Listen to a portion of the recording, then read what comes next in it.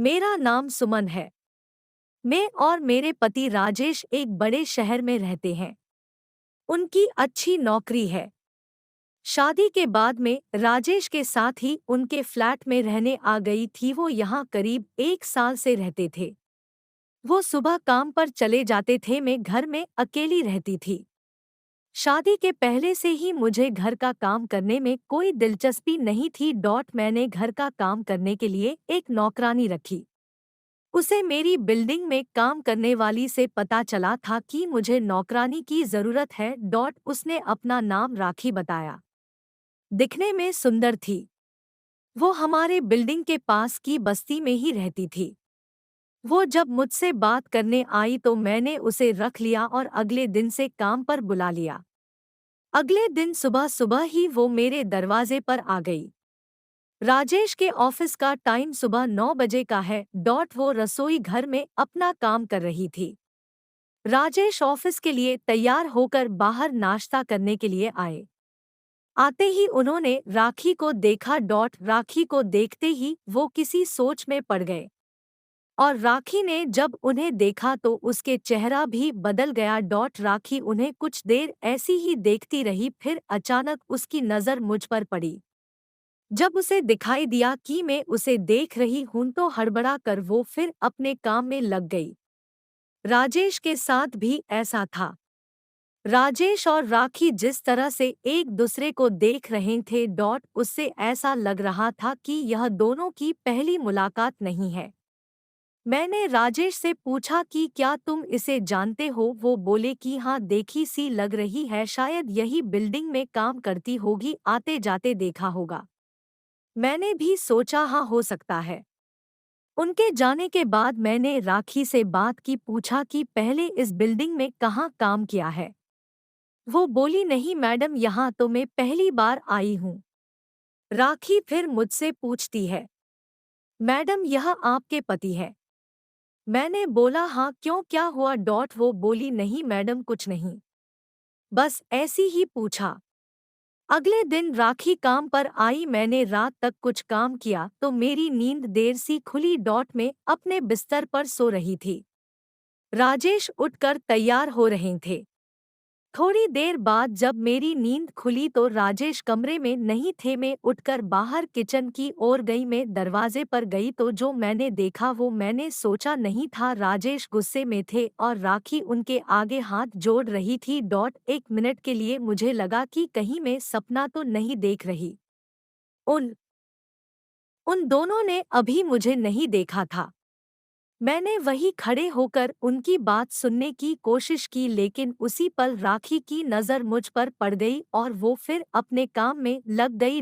राजेश मुझे देखकर मेरे पूछे बिना ही बोले कि मैं यहाँ यह देखने आया था कि नाश्ता बना कि नहीं, ऑफिस में लेट ना हो जाऊं। मेरे मन में अब शक आ गया था कि कुछ ना कुछ बात तो है जो यह दोनों छिपा रहे हैं। मर्म की तरह के विचार सोचने लगा।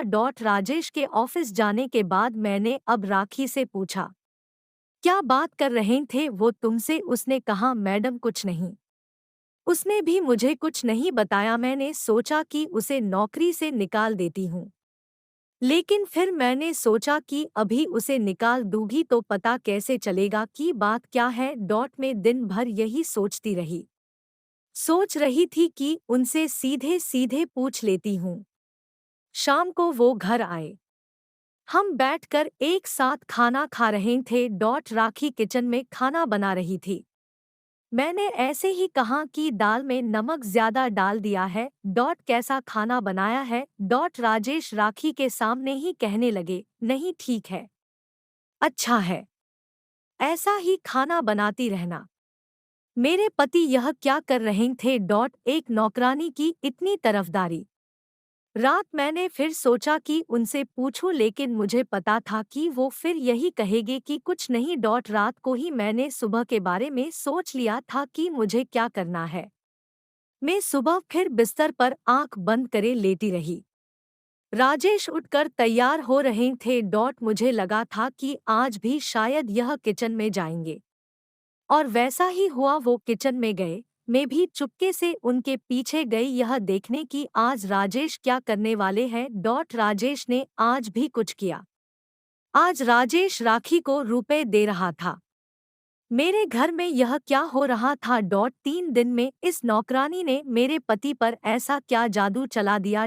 मैंने भी सोच लिया कि मुझे क्या करना था। उस शाम राजेश घर आए। घर आने के बाद उन्होंने कहा कि राखी को बोलो कि चाय बना दे। मैंने कहा कि चाय मैं बना देती हूँ। वो बोले कि क्यों वो नहीं आई। मैंने कहा कि आपको उसकी इतनी फिक्र क्यों हो रही है। मैंने उसे काम से निकाल दिया। अब नहीं आएगी। राजेश बोले क्या, क्यों, कुछ किया क्या उसने। मैंने कहा हाँ, उसने पैसे चुराए थे। राजेश बोले कि अरे उसने चुराए नहीं थे, मैंने दिए।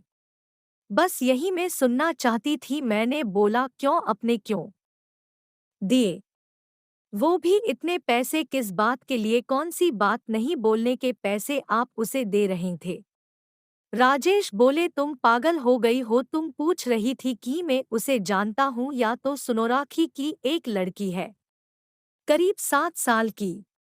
वो रोड पर खेल रही थी, मेरी कार से टकराते हुए बची, लेकिन वो डर कर गिर गई। राखी का पति शराबी है। उस दिन वो मुझसे लड़ने आया, राखी भी उसके साथ थी। भीड़ जमा हो गई थी। वो मुझसे बिना बात पैसे मांगने लगा। उस समय राखी ने भी उसका साथ दिया। नशे में वो कुछ भी कह रहा था, इसलिए मैंने बात को खत्म करने के लिए उसे पैसे दिए। राखी को देखती ही मैं पहचान गया था। वो मुझसे कह रही थी कि उस दिन के लिए मुझे माफ कर दो, मुझे भी कुछ पैसे चाहिए थे, इसलिए मैंने पति का साथ दिया। अब वो उसके पति से अलग रहने लगी और उसकी माँ और बच्ची की जिम्मेदारी उस पर है। इसलिए वो कह रही थी कि उसे नौकरी से मत निकालना, मैडम को वो बात मत बताना, नहीं तो मुझे भगा देंगी। इसलिए मैंने उसे कुछ पैसे दिए ताकि वो अपना घर चला सके। उसकी आंखों में मुझे ईमानदारी लगी और तुमने उसे निकाल दिया।